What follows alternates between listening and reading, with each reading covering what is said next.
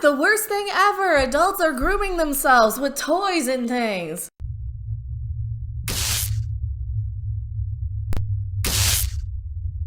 I am that guy, and my Twitter feed is nuts.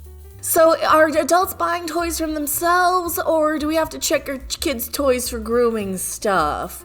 Because apparently there's a bunch of toddler dolls with, accurate little parts, which are, just gross, but what does it matter? Kids aren't playing with toys anyway, and that's all sensationalizing it. Kids are buying toys anyway, and the people who are buying toys from these specific websites, Libs of TikTok is once again lying to you. These parents who are buying these toys specifically for websites, from websites, they're specifically designed to give you LGBTQ plus toys.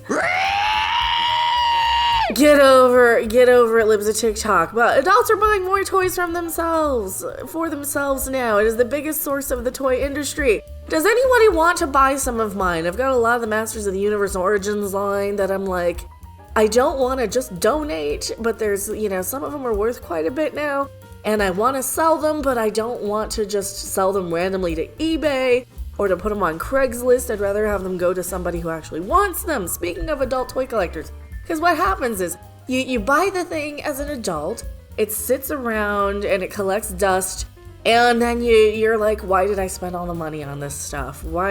It's because you didn't get it as a kid. It's because you couldn't afford it as a kid, because it's so cool and you see the toy commercials and they're awesome and Snake Mountain looks amazing and all the cool action figures look awesome and you can only have one or two of them as a kid. You can't have the whole line, and then you're an adult and you're suddenly stuck with the entire line of all of it, and it's cool. Don't get me wrong, it's really, really cool. There they are. There's He-Man. There's Skeletor. But it's mostly grown adults, and apparently the article can't figure that out. Who are you? Where are you here? I've been blabbing. I'm Rob Off Cameron, and I've actually bought a few toys here and there myself. As an adult? As an adult. As an adult. Actually, I bought the entire line of McFarlane Toys Metal Gear Solid figures.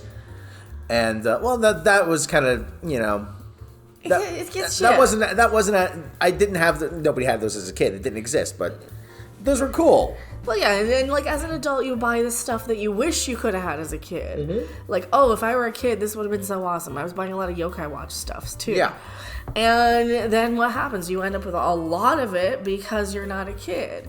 Well, this is appropriate because it's Christmas time, the Christmas time story. And, I remember when I was a wee lad opening up the catalog, the Sears catalog, and turning to the toy page and I remember all those cool Star Wars toys. And you would dream about playing with those on Christmas morning as the cat plays with the ball. His bally. Good boy. Yeah, good boy. Yeah. But, like I said, and you want to relive some of that experience, or you want that experience you get and, getting it.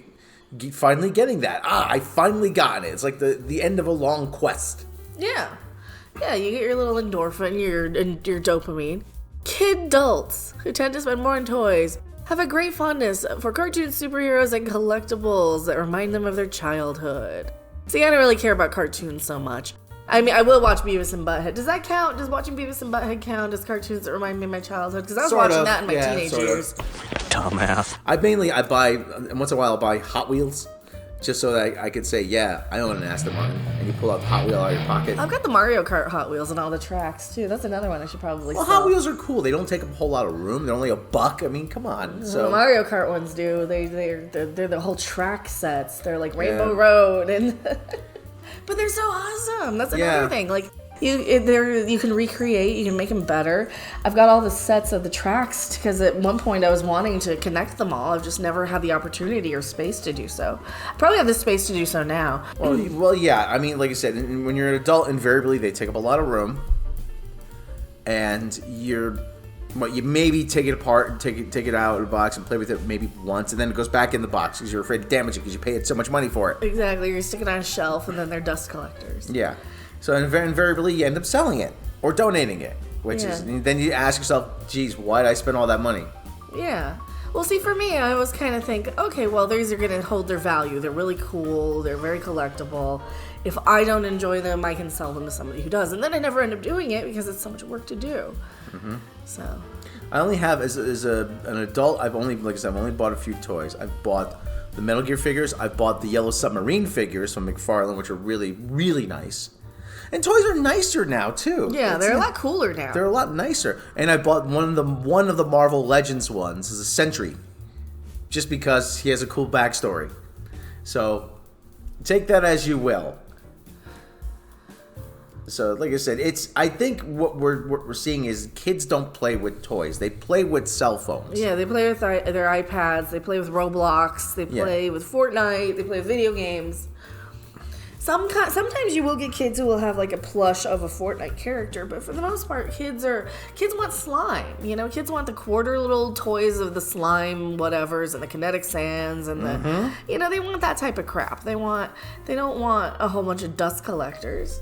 Yeah. So there's been a fundamental shift in the toy market. So, and I see a lot of the toys coming back from when I was younger. You know, I see the G.I. Joe toys. I see the Star Wars toys, which nobody's buying, but that's another whole other video.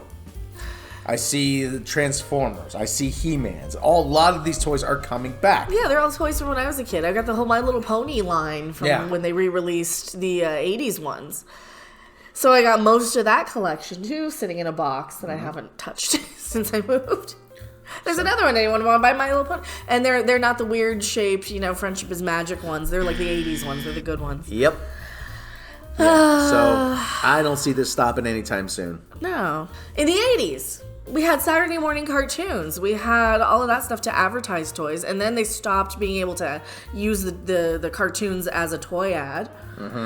And that's what really, really shifted a lot of this. So there's that whole generation that didn't even have Saturday morning cartoons. So they found other stuff to play with, which is why we kind of shifted into YouTube. And you see the unboxings of like the slime stuff. Kids like stuff that they can physically interact with. Yeah.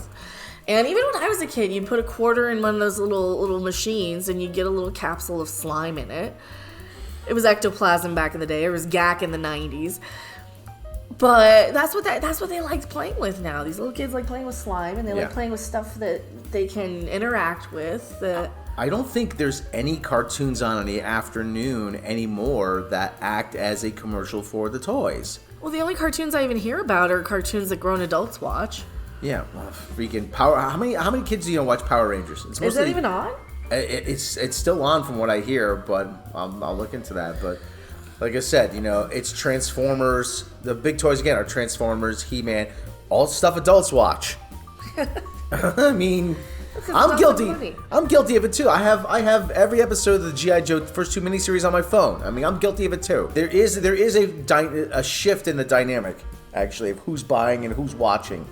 So then again, I was watching Rocky and Bullwinkle in the 90s quite a bit. That was a show from the 60s. So, I mean, who knows if my taste is what anybody can take. All I can tell you, though, is that if you want the toys with the genetically accurate hoo-haws, you're going to have to special order them. Nobody's, like, just putting them in front of your kids. So, I am Mecca.